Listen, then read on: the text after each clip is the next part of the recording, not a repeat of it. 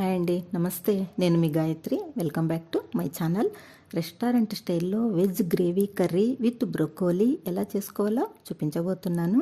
ఇది రోటీలో కానీ చపాతీలో కానీ చాలా టేస్టీగా ఉంటుంది. మీకు ఎప్పుడైనా ఇలా గ్రేవీ కర్రీ ట్రై చేయాలనిపించిందా? అయితే ఇలా ట్రై చేసి చూడండి. చాలా అంటే చాలా బాగుంటుంది. చాలా టేస్టీగా పర్ఫెక్ట్ హోటల్ స్టైల్లో ఇంట్లోనే సింపుల్గా ఈజీగా చేసుకోవచ్చు.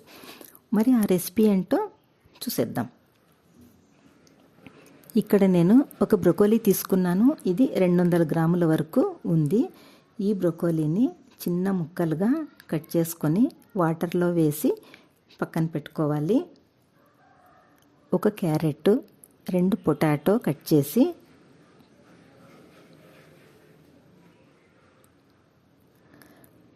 కుక్కర్లో పెట్టి 4 విజిల్స్ వచ్చేంత వరకు ఉడికించుకోవాలి.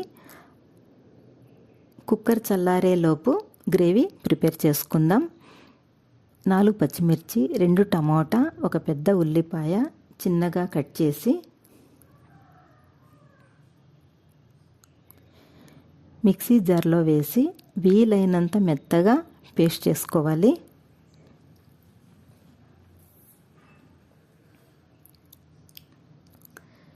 స్టవ్ పై పాన్ పెట్టి 2 టేబుల్ స్పూన్స్ ఆయిల్ వేసి వేడయ్యాక మనం మిక్సీ వేసి పెట్టుకున్న పేస్ట్ అందులో వేసి పచ్చివాసన పోయేంత వరకు వేయించాలి.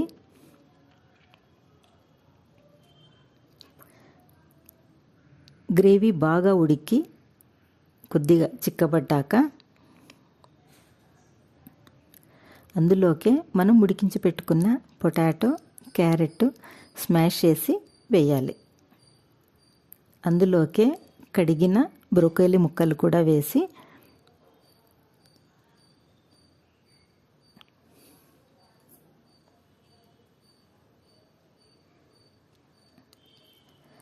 బాగా కలిపి ఒక పెద్ద గ్లాస్ వాటర్ వేయాలి.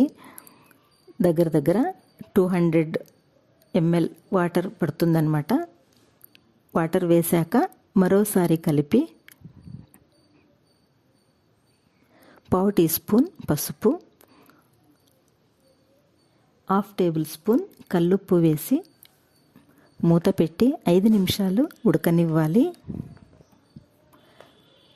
బాగా ఉడికి కొద్దిగా చిక్కబడ్డాక అందులోకే 1 టేబుల్ స్పూన్ చింతపండు రసం, 1 tea spoon garam masala, 1/2 table spoon amchur powder, 1 tea spoon kasuri methi, 1/2 table spoon బెల్లం, 1/2 టేబుల్ స్పూన్ చిల్లీ పౌడర్. కారం కొద్దిగా తక్కువగానే వేసుకోండి. మనం పేస్ట్లో కూడా పచ్చిమిర్చి వేసాం కదా, అందుకు కారం కొంచెం తగ్గించి వేసుకోవాలి. మరోసారి కలిపి మూత పెట్టి 5 నిమిషాల పాటు ఉడకనివ్వాలి. 5 నిమిషాల తర్వాత గ్రేవీ కర్రీ అనేది ఈ కన్సిస్టెన్సీ ఉండాలి. ఇలా ఉన్నప్పుడు స్టవ్ ఆఫ్ చేసి సన్నగా తరిగిన కొత్తిమీర వేసి సర్వింగ్ బౌల్లోకి తీసుకొని సర్వ్ చేసుకోవడమే. ఇది కొద్దిగా చల్లగా అయ్యాక గట్టిపడుతుందన్నమాట.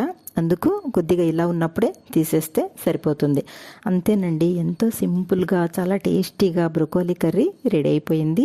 ఈ రెసిపీ మీకు నచ్చితే ఒక లైక్ చేసి సబ్స్క్రైబ్ చేసుకోండి.